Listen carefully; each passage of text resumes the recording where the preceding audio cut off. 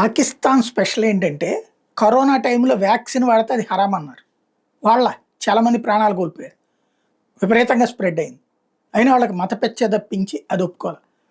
అట్లాగే పోలియో గురించి అప్పట్లో ఎవరో ఒక మత పెద్ద మౌలానా ప్రసంగంలో పోలియో ఔషధం హలాల్ కాదు, అది ముస్లింలకు వ్యతిరేకంగా తయారు చేయబడింది, ఆ వ్యాక్సిన్ వేసుకుంటే పిల్లలు పుట్టరని దుష్ప్రచారం చేశాడు.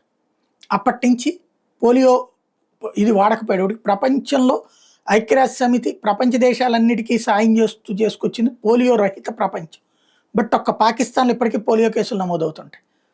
ఇప్పుడు చివరికి పోలియో వ్యాక్సిన్ వేయడానికి వ్యక్తి నియమించితే అతనికి 3 గన్మెన్లు ఇవ్వాల్సి వస్తుంది. గన్మెన్ల ఆధ్వర్యంలో మాత్రం పోలియో చుక్కలు వేయాల్సి వస్తుంది. అంటే అక్కడ పరిస్థితి ఎట్లా ఉంటుంది అనేది అర్థం చేసుకోవచ్చు.